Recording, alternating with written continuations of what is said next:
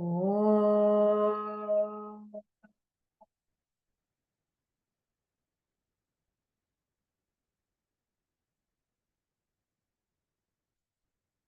Om.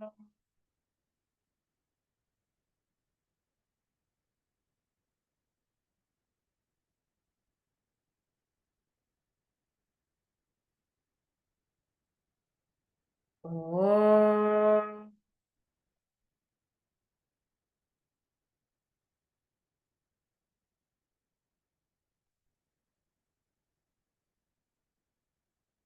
Om Sahana Vavatu Sahanau Bhunaktu Saha Viryam Karavavahai Tejasvinavadhitamastu ma vidvishavahai. Om Shanti Shanti Shanti. Vakratunda Mahakaya Suryakoti Samaprabha Nirvignam Kuru Me Deva Sarvakaryeshu Sarvada. Saraswati Namastubhyam Varade Kamarupini Vidyarambham Karishyami Siddhir Bhavatu Me Sada.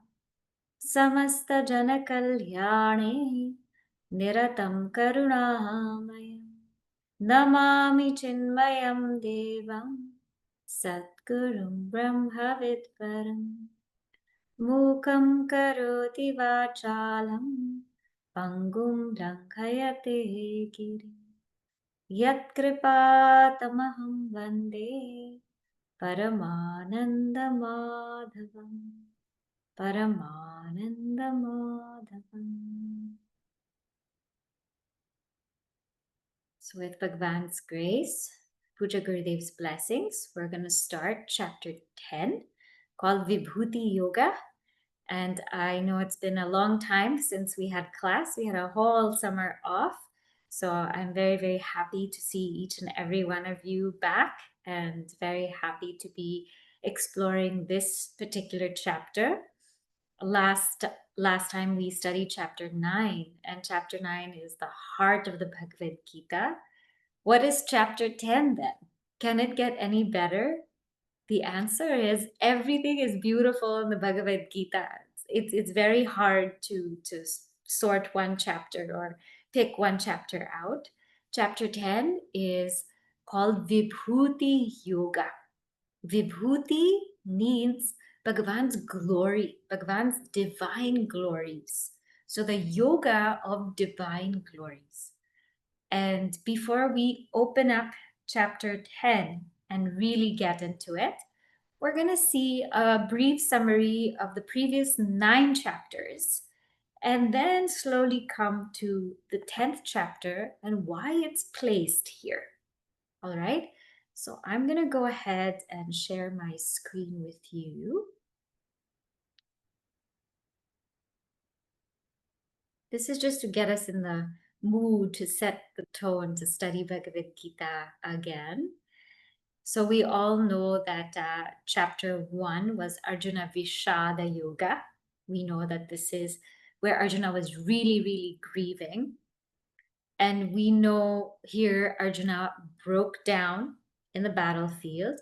And chapter 2 is Sankhya Yoga, the yoga of knowledge, where Sri Krishna imparts the highest knowledge to Arjuna.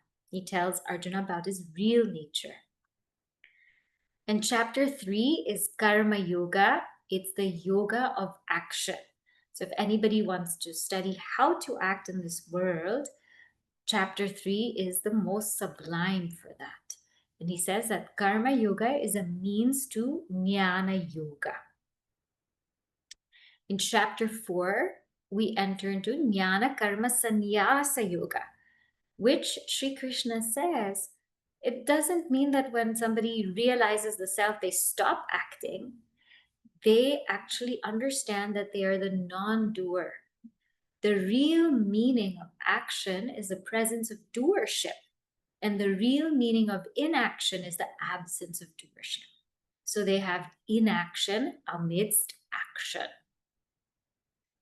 Then in chapter 5, Karma Sannyasa Yoga, Sri Krishna talks about the absolute renunciation of the action itself.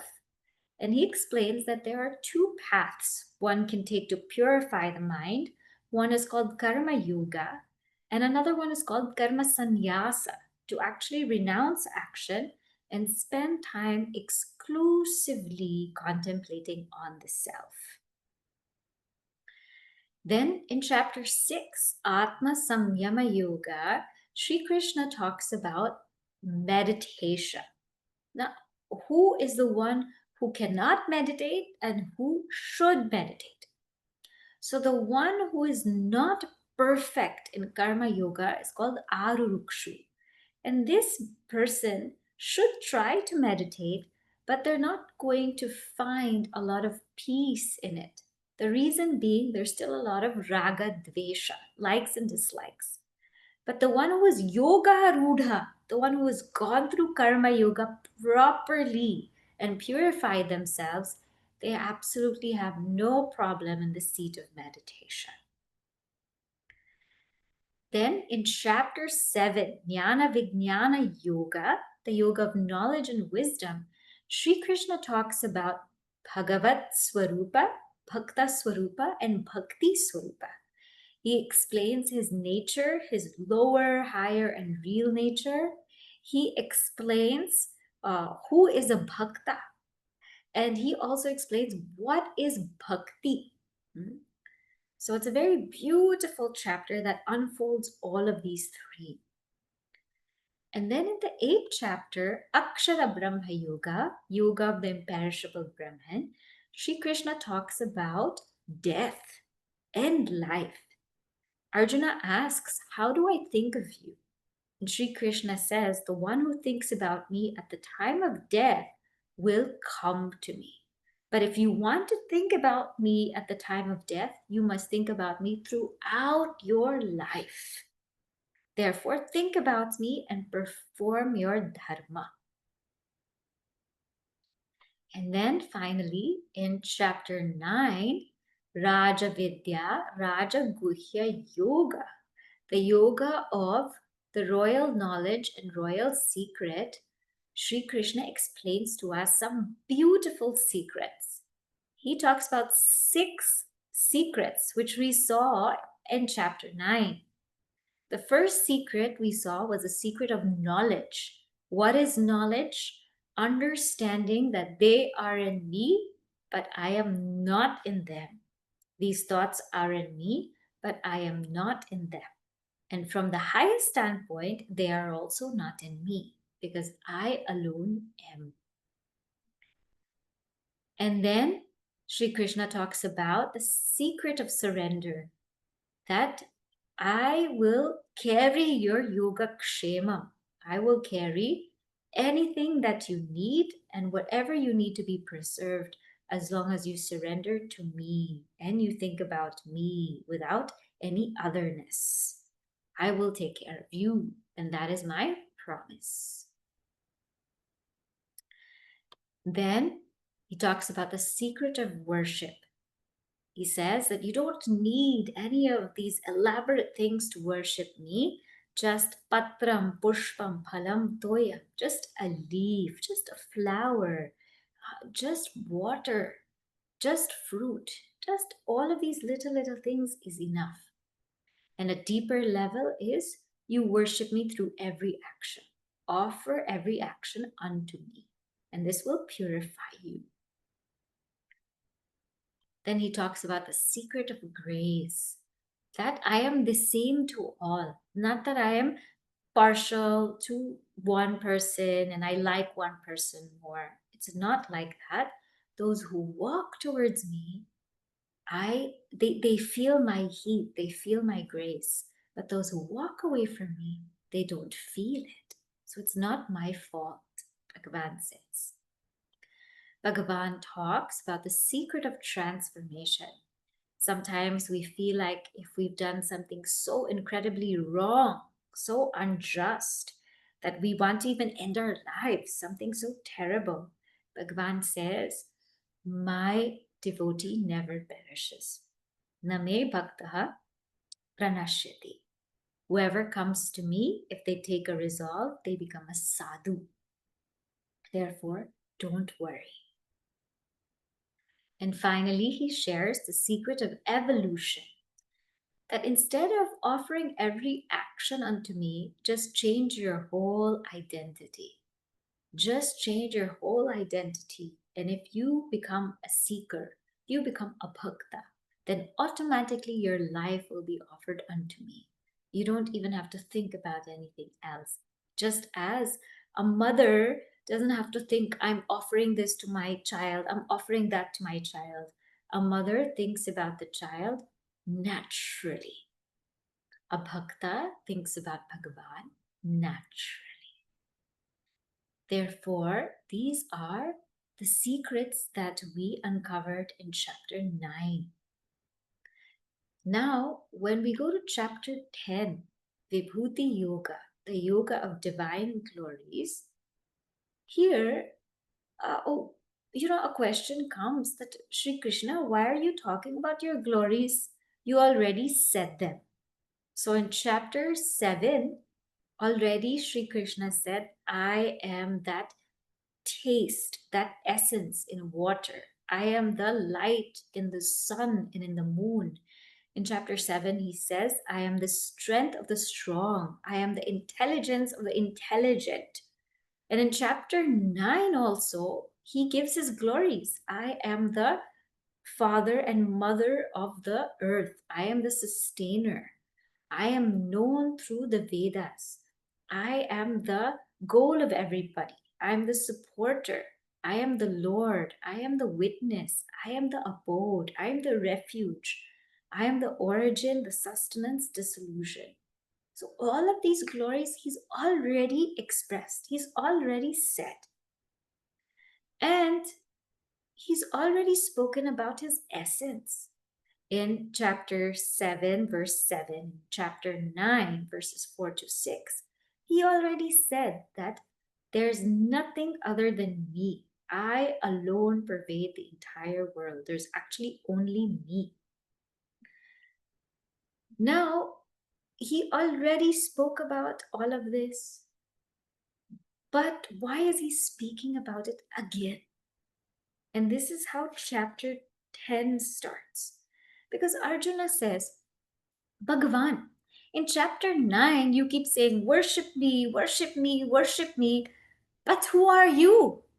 And Bhagavan said, I already explained to you. How many chapters do you want me to say? I already explained to you who I am.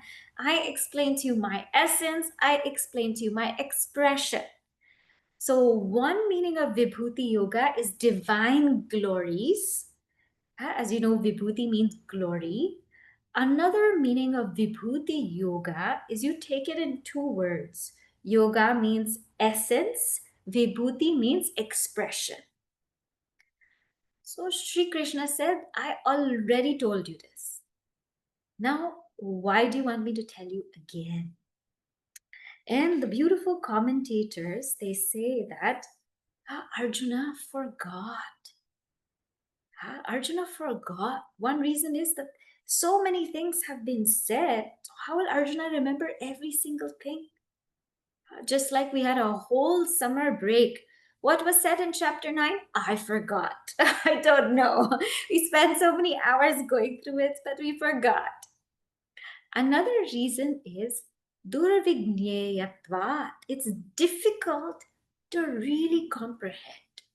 Because it's difficult to comprehend, Sri Krishna says, okay, I will tell you my divine glories again. And chapter 10 opens with this. And if anybody wants to learn how to see God in every being, in everything, in every situation, then they must learn chapter 10. That's the goal of chapter 10, to be able to see God in everything, to be able to find God in everything. After this chapter, we will have that divine eye to recognize it. All right? So now let us start chapter 10. You can repeat after me. Om Shri Paramatmane Namaha. Om Shri Paramatmane Namaha. Atha Dashamodhyayaha. Adha Dashamodhyayaha.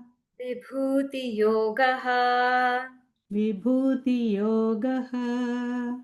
Shri Bhagavanuvacha. Shri Bhagavanuvacha. Bhuya eva mahabaho. Bhuya eva mahabaho. Shruno me paramam vachaha. Shruну me paramam vachaha. Yatteham priyamanaya. Yatteham priyamanaya. Vakshyami hitakamyaya. Vakshyami hitakamyaya. Shri Bhagavanuvacha. Bhuya eva mahabaho. Shruno me paramam vachaha. Yatteham priyamanaya. Vakshyami hitakamyaya. So this particular chapter starts with Shri Bhagavan Uvacha, means Bhagavan said. What did Bhagavan say? Bhuya, again. Eva, verily again. Mahabaho, O mighty armed Arjuna, again, Shunu, you listen. To what? Me, to my paramam vachaha, my supreme words. Again, listen to my supreme words. Yat te aham, yat, those which, te, to you, aham, I vakshyami, I declare to you. Those words which I declare to you. Who are you, Arjuna? Priyamanaya. You are somebody who is delighted. And why will I tell you these words? Hitakamyaya. Because they are for your welfare. So the Lord said, again, O mighty armed, listen to my supreme words, which I, wishing your welfare, will declare to you who are delighted to hear me. So let us see this one by one. The first is Shri Bhagavan Uvacha. Now here Bhagavan just speaks. He says, I'm going to declare this to you. Arjuna doesn't even ask anything. But he senses how Arjuna is. He senses that Arjuna may have forgotten some things, or Arjuna is having a hard time comprehending some things. And that's why he talks about it. In our Shastra, there is a sutra. It says, Na aprishtaha kasyachit bhruyat cha anyayena prichataha. What this means is, we should not speak unless we are asked. Na aprishtaha kasyachit bhruyat. Do not speak unless you're asked. Cha anyayena prichataha. And if somebody else is asked, you also don't speak. So don't speak if you are not asked. And if somebody else is asked, don't speak, even if we know the answer. Now, this is very hard to do. So many times people don't ask us, but we just want to say. And if somebody else is asked, we just jump in because we know the answer. But Shastra says that the one who's wise doesn't speak if they're not asked. But there's one exception. Exception is if they see a blind person about to fall into a pit. Now, the blind person cannot ask because the blind person cannot see. And you are right there and you're seeing the blind person falling into a pit. Therefore, what should you do? You should speak. So, Sri Krishna is speaking because Arjuna is like a blind person falling into a pit, almost falling into a pit. He's still not getting it clearly. And who is Arjuna? We are Arjuna. So, Sri Bhagavan Uvacha. Otherwise, wise people will not just speak like that. Their words are very precious. So they are very careful. They don't speak if they're not asked. And also, if other people are asked, they don't speak on their behalf. And Sri Krishna says, Bhuya. Again, I'm going to tell you because I already told you. But this is the beautiful thing about Sri Krishna as a teacher. Even if he says, Bhuya, I already told you, he says, you are Mahabaho. Arjuna, you are a mighty armed one. Meaning you're strong, you're capable, you're mighty, and I know you will get it. I have faith in you. So the way Sri Krishna talks to Arjuna is not that he's talking down to him, saying, again, I have to tell you this. No, but I know you will get it. I have faith in you, and that's why I don't mind speaking it again and again and again for someone like you, Arjuna. And this time, Shrunu, listen to it. Listen to it well, single pointedly, without any distraction, without any thought that I have to do this, I have to go there, I have to be here. Listen very carefully. And listen because these are not ordinary words. Paramam vachaha. These are my words. They are supreme words because they are coming from me who is supreme. Sri Krishna says they are coming from me who is supreme. And not only that, they are words about the supreme self. So they are words coming from the supreme and they are words about the supreme self. So these are not ordinary. Bhagavad Gita is not a book. It's Bhagwan's words. Sometimes people say, I want to have a conversation with Bhagwan. What will Bhagwan say? Very simple. Open the Gita. Open the Bhagavad, open Ramayana, and you will be able to hear what Bhagwan has to say to you. Because this is Bhagwan itself. So don't take them lightly. He says, listen to my words. And why is Bhagavan telling Arjuna? Arjuna, now, if you remember, before in the last chapter, Arjuna was Anasuyu. He was the one who was not a fault finder. He was a fortune finder. Because he was a fortune finder, then Bhagavan would tell him all about the Bhagavad Gita. Because now he has that beautiful eye to see goodness in everything. Now he describes Arjuna as Priyamanaya. Priyamanaya is the one who is delighted in listening.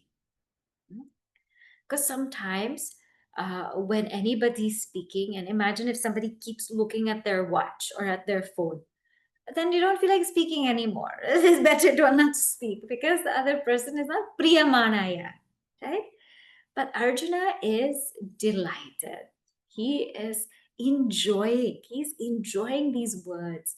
And when the shishya or the student enjoys the words, then Bhagavan wants to speak more and more. Bhagavan wants to open himself more and more. But when the shishya or the student is bored, pulling their hair out, getting distracted, and even Bhagavan doesn't want to speak. So he says, Arjuna, Priyamanaya. I'm speaking to you because you are delighted. So this is a beautiful characteristic of a student who stays delighted, who's able to revel and see the beauty in the words of Bhagavan. And why am I saying this? Hitakamyaya. Because these words are for your benefit. So another characteristic of a wise person is that they will only speak what is beneficial. They're not going to speak something just because, or just, to show off, or just talk about something that's really not important. Whatever they speak is beneficial. So this combination of guru and shishya is very necessary. Meaning the guru or the teacher must always speak that which is beneficial, and the student must be the one who enjoys delighting in the Shastra, in the Guru's words. When these two are there, then anything can happen. The knowledge can happen seamlessly. We know that in our relationships and day to day, these two things don't always come together. Sometimes the parents want to speak something beneficial for the children, but the children are not delighted by it. I have to listen to that again, right?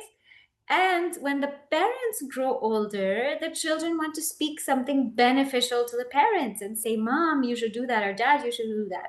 And the parents are like, oh, I don't want to listen to this again, right? So then nothing goes in. Or with a spouse, sometimes you want to tell something to your spouse that's beneficial, but sometimes they don't want to hear it. I don't want to hear it. I don't want to listen to it. So nothing goes in. So these two, for any relationship to work or anything to be understood, it has to be there. One has to speak something that's beneficial, and the other has to be delighted. So now Bhagavan says, all right, now I'm going to tell you all of this. But there's something you should know, Arjuna, before I start telling you my vibhuti. Before I start telling you this whole thing, there's something you should know. What? What is it? He says, I can tell you, but you know, Arjuna, I'm very difficult to be known. It's very difficult to know me. And this is where we see now verse number 2. न मे विदुःसुरगणाः न मे विदुःसुरगणाः प्रभवं न महर्षयः प्रभवं न महर्षयः अहम् आदिर्हि देवानाम् अहम् आदिर्हि देवानां महर्षीणां च सर्वशः महर्षीणां च सर्वशः न मे विदुःसुरगणाः प्रभवं न महर्षयः अहम् आदिर्हि देवानां महर्षीणां च सर्वशः. So in the first verse, Bhagavan says to Arjuna that now listen to my divine, my supreme words. I'm going to tell you because you are delighted. And I'm going to tell you because they are very beneficial to you. But I am difficult to be known. It's not going to be so easy. He says, Name viduhu. So, me means my. Viduhu. Those don't know me. Na viduhu. They don't know me. Who don't know me? Suraganaha. Suraganaha, the hosts of the Devas. They don't know what about me? Prabhavam. They don't know my origin. Prabhavam also means glory. They don't know my origin. They don't know my glory. Na maharshaya. Even the great rishis don't know me. And who am I? Aham Adi. I am the beginning. He, for Devanam, I am the beginning of the Devas. Maharshinam, and I am the beginning of the great rishis. Just Sarvashaha, in every way. Neither the hosts of the heavens nor the great rishis know my origin, for in every way I am the source of all the Devas and the rishis. So here Bhagavan says, Na me viduhu, they don't know me. Because how can they know me? So rishis here means the saints and sages, the seers of truth, the seers of truth. Those are called rishis. Devas means the devatas, like Indra Devata, Agni Devata, Vayu Devata. So this is one meaning. One meaning is that the rishis and the devatas, they don't know me because I am their origin. I came before them. So how are they going to know me? Right? Can a child who was born from a mother know how the child was born? No, right? So if you've come from your mother, you cannot say or tell how you were born, when you were born, because you came from your mother. And if you were born from your mother, can you tell how your mother and father got married? When they got married, what was it like? You cannot tell because you came after that. So the devatas and the rishis, they came after. And Bhagavan is the origin.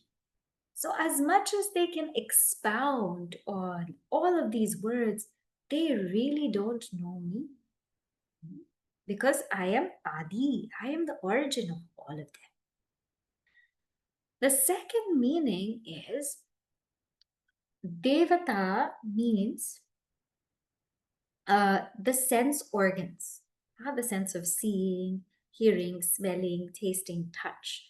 Because Dev comes from the Deva comes from the root Div. Div means to shine, to illumine.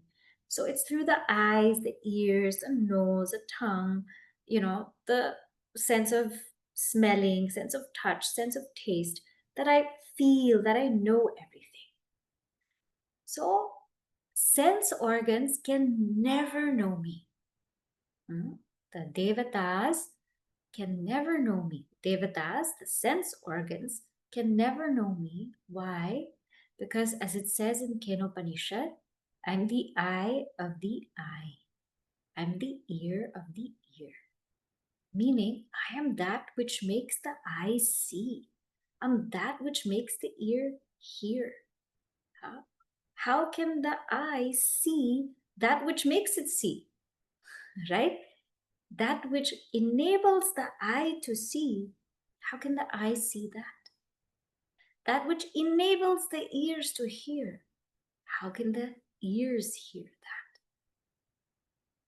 that? Therefore, even these sense organs, they will never ever know me. They are not capable of knowing me at all. And the rishis, another meaning of the rishis is our mind and intellect equipment, because rishis also symbolize knowledge. The mind and intellect can never know me, because I am that which enables the mind to think. So therefore, the mind cannot think of me. Eyes cannot see me, ears cannot hear me, nose cannot smell me, tongue cannot taste me, hands cannot touch me, the mind cannot think of me. I am beyond that, as I am the source of all of it. Therefore, it's not going to be so easy to know me in all these ways.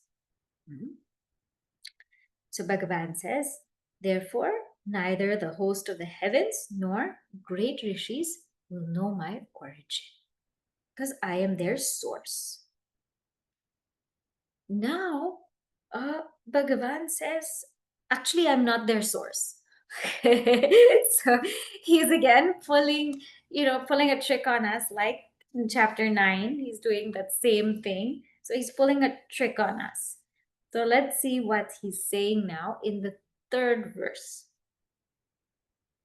Yo mamajamanadim cha Yo mamajamanadim cha veti lokamaheshwaram Vetti lokamaheshwaram asamudha samartyeshu Asammodhasamartyeshu sarvapapai pramuchyate. Sarvapapai pramuchyate Yo mamajamanadim cha veti lokamaheshwaram asambudha sasmartyeshu sarvapapai pramuchyate. Yaha, he says, the one who, me, who knows me, as what? Ajam, unborn, anadim, beginningless. Veti, the one who knows me as unborn, cha, and anadim, beginningless. Unborn and beginningless. And the one who knows me as Loka Maheshwaram, the great Lord of the worlds. Who is that person? Asambudhaha, the one who is undiluted. Amongst mortals, Manteshu, the one who is undiluted amongst mortals. Sarva papai pramuchyate, that being is freed from all sins. So the one amongst mortals who knows me as unborn and beginningless, as the great Lord of the worlds, he is undiluted and liberated from all sins. So Bhagavan says, it's actually, I'm not the source. Because when we talk about source, we think about time, right? I am the origin, I am the beginning, I am the source. We think about time. So, source or origin puts Bhagavan in the realm of time. And he says, you know what? Me being the source of everything, that's just a pointer. It's just a pointer. It's not the ultimate truth. It's just a pointer. The actual reality is that I am not in time because I illumine time. I'm not in time, I illumine time. So you cannot say that I am in the construct of beginning and end and middle and source and dissolution. I'm not in the construct of it because time is in me. So how can I be in time? And I illumine time. And actually, he says, and not only that, but there's only me. You might think that so anadim means that I am not in the realm of time, I illumine time. Time is in me, I am not in time. And ajam means unborn, meaning you might think that the world is born from me. The world is born from me, the world arises from me, but actually I don't give birth to anything. And that's why I'm unborn. I don't give birth to a world.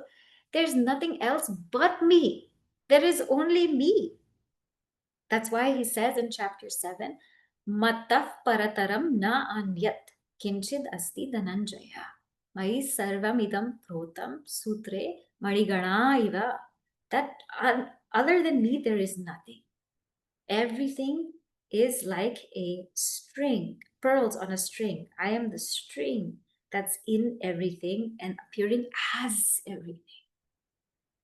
So therefore, Bhagavan says, I am actually unborn. At a deeper level, what he's trying to do here is go to Ajatavada, as a deeper level. Just like in chapter 9, he says, yeah, they are in me, I am not in them, right? And then he says, but they are not in me because I alone am. So the same thing he's doing here for Arjuna, saying that actually I alone am. I don't give birth to anything. I am unborn. I was always there. I was always there. It's not that I give birth to anything, and it's actually not also that I came into being. Some people might ask, oh, when did God come into being? I didn't come into being. I was always there because I was never absent. I was always, always there. So I am Ajam, I'm born, I am Anadi, I am timeless.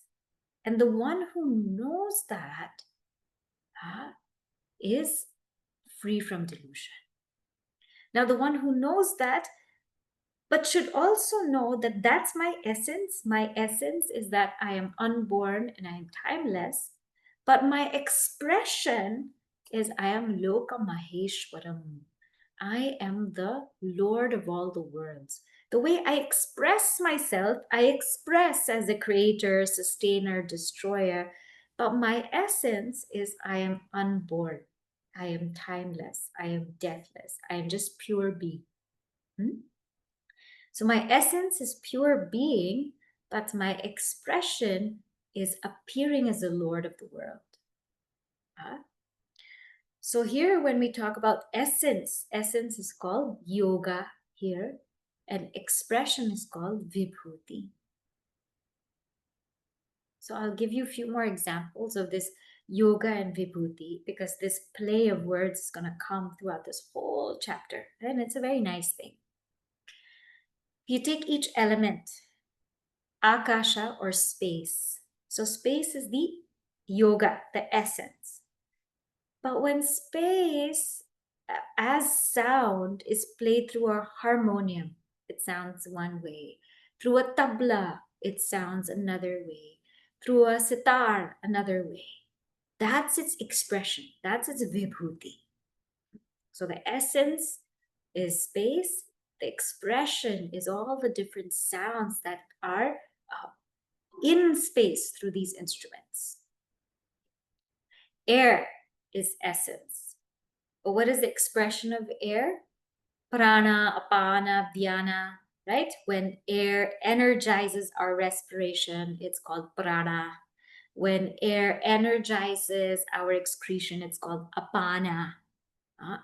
And when it does so for our circulation, it's called dhyana. So one is essence, one is expression. Fire, or in this case, the sun, the essence is the sun, heat, light. But it expresses as what? It expresses as solar heat. It expresses as solar light. It expresses as so many, many different things. Water, as its essence, is pure water. But you can take that water and you can add some powder and it can become juice, is one expression, right? Juice is one expression, or let's say sparkling water is another expression. So what Bhagwan is trying to say is that you shouldn't only know my essence, you should also know my expression. Why? Because the one who knows Bhagwan's essence, and essence, the one who knows Bhagwan's real nature as one's own self, yeah, as one's pure self, and stays in samadhi, it's a very, very beautiful thing. But they might be afraid to enter into the world. They might just want to sit quietly and feel Bhagwan's essence. And the one who knows Bhagwan's expression in the whole entire world might get too caught up in the world and not want to go into Bhagwan's essence. Huh?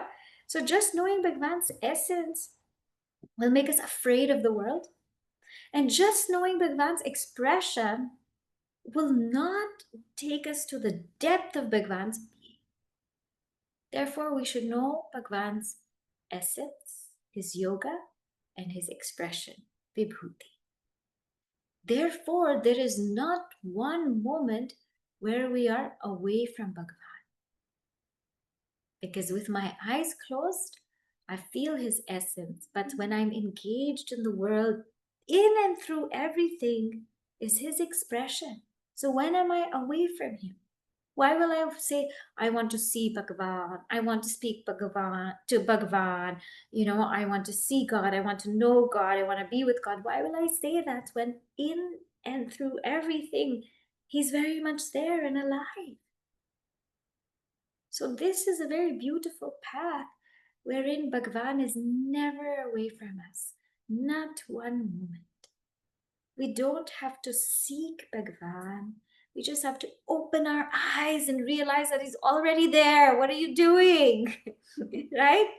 Buddha is the fool whose eyes are closed, who's not able to see this. Buddha is the one who knows, who understands that yes, Bhagavan is in and through everything. Buddha is the one whose delusion is removed. I know and I understand.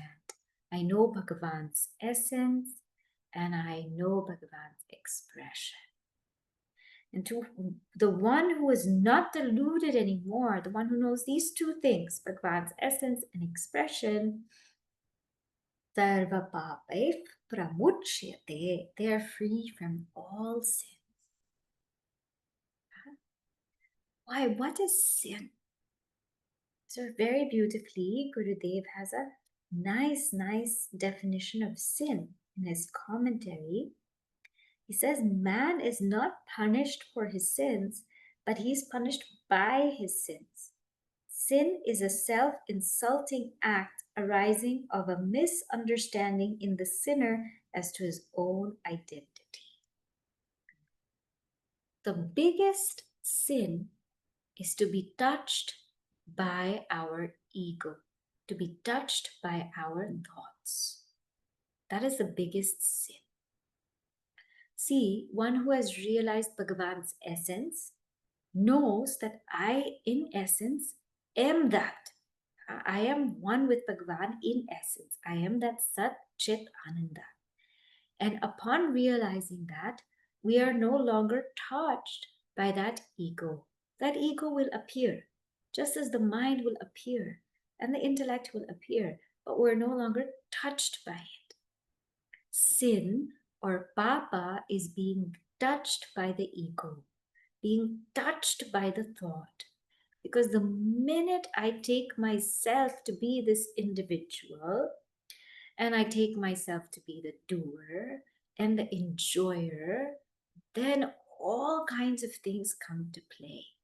I take myself to be the doer means I have this need to accomplish, need to reach so many goals, need to manifest so many things in life. And I get pulled away by all of the desires in the world, forgetting that I am already complete. I take myself to be an enjoyer, then all I want to do is experience so many things, to try to feel that bliss. We're not meant to try to look for ananda. We're meant to remove bhoktritva. You think about this very clearly. It's not about looking for happiness. It's about removing the notion that I need happiness. That's what we're supposed to do. It's not looking for where can I be happy, in what relationship, in what setting, with what person, with whom can I be happy. It is removing that notion that I need to be happy because I am already happiness. So papa or sin here is when we are touched by the ego. The minute that we are touched by the ego, we're going on a downfall. Therefore, Bhagavan says, know me, not just my expression, know my essence. And not only my essence, but also my expression. Know my essence, my expression. Know my yoga, know my vibhuti. And if you know that, then you are asamudha, undeluded. And sarva pape pramuchyate, and we are freed from all papa because there is no doership, there's no enjoyership. Otherwise, we are stuck in this realm of karma where we feel like we have to. I did these many bad things. Now I have to do these many good things, and now I have to. But in doing these many good things, I did these many bad things. So now I have to do these many good things. That's not the way to live life. It is removing that kartritva, the sense of doership, and bhoktritva, the sense of enjoyership. So Bhagavan says, this is me. And now he wants to say, not only am I the Lord of the outer world, I'm also the Lord of the inner world. I'm Lord of the inner world, meaning I'm that which illumines your thoughts. Don't just think that I am the substratum and illuminator of the entire Jagat. I am also the substratum and illuminator of the Jiva. So we'll just read a little bit of verses 4 and 5, and then the meaning of it we will take up next time. Verse 4.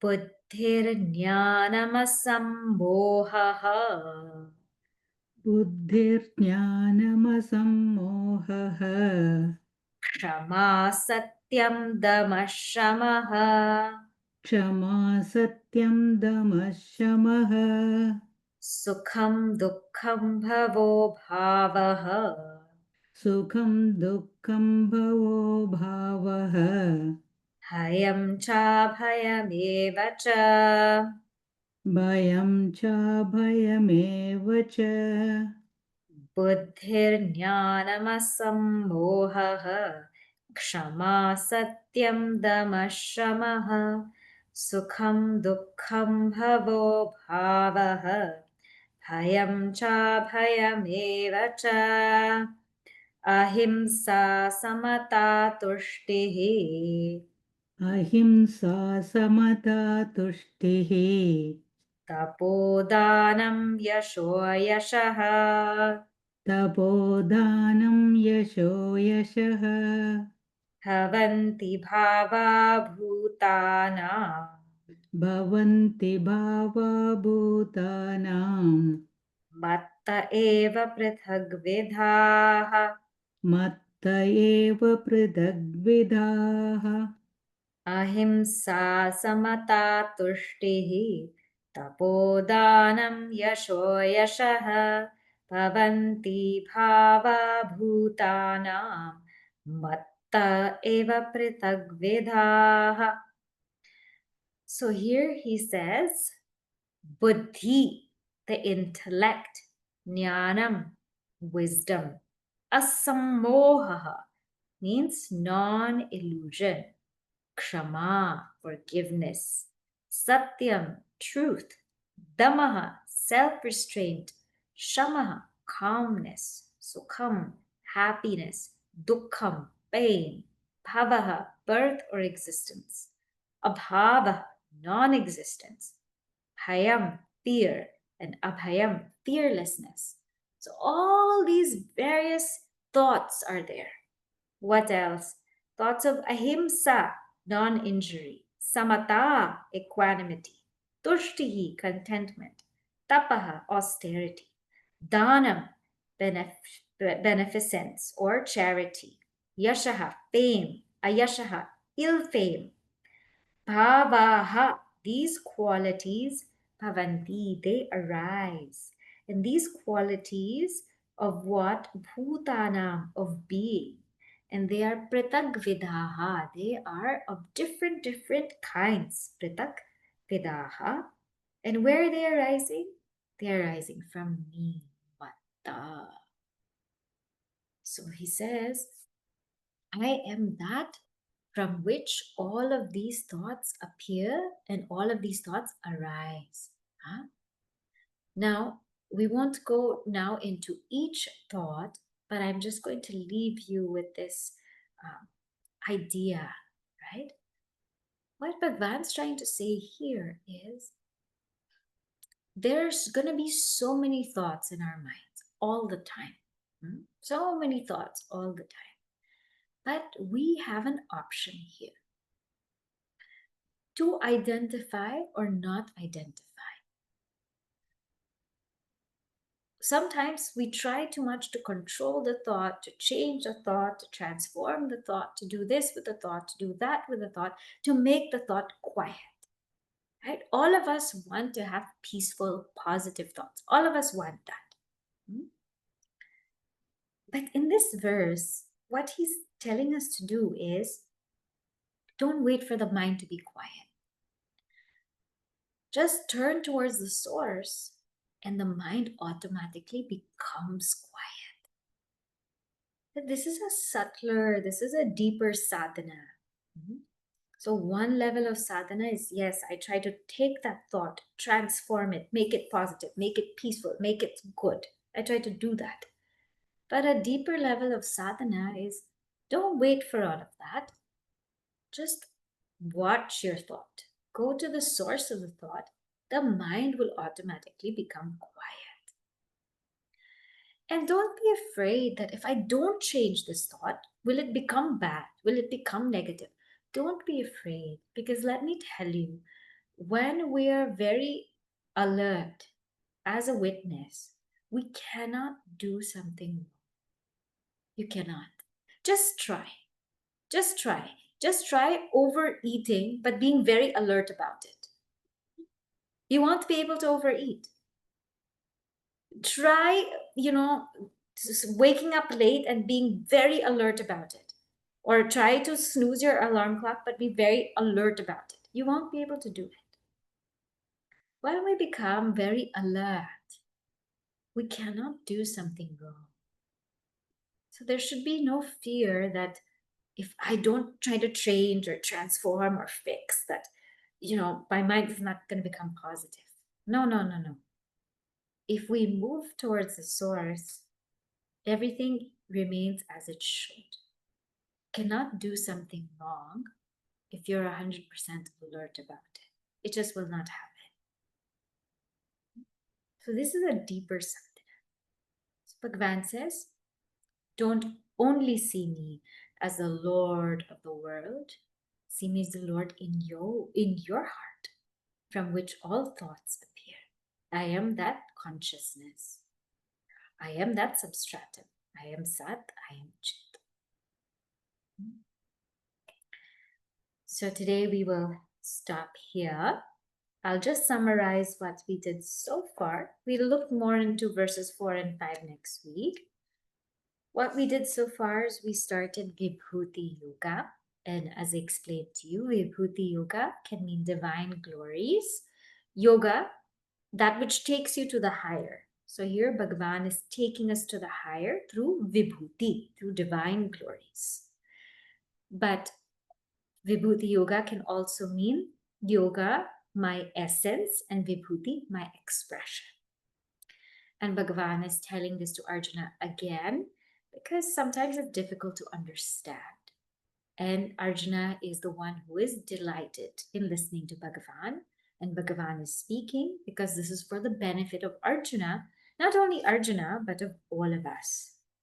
Is it easy to know Bhagavan? Bhagavan says, no, I am not easy. The Devas and the Rishis, they don't know me because I am their origin. And Devas can also mean sense organs, and Rishis can also mean mind intellect. The sense organs or the mind intellect can never know me because I illumine them. So how can they know me? I am the source of everything. And then Bhagavan says, no, no, no, no, I am not the source. In verse number 3, he says, I'm not the source. I am actually unborn. I am unborn and I am timeless. I am beginningless. Because the minute I say source, you think I'm in time. But I am not in time. Time is in me. So don't think that that's me. I am beyond time. I am beyond space. I am unborn. I was always there. And I don't give birth to everything, anything or everything. I alone am. I am unborn. I am beginningless. I am endless. And the one who knows me, my essence in this way, and my expression as the Lord of the world, that person is asamuraha, undiluted and liberated from all sins. Today we will stop here. We'll say the closing prayer. After that, I'll make a few announcements. And then if there are any questions, we can take that up. Om Purnamadav Purnamidam Purnat Purnamudachyate Purnasya Purnamadaya Purnameva Vashishyate Om Shanti Shanti Shanti Harihi Om Shri Gurabhyo Namaha Harihi Om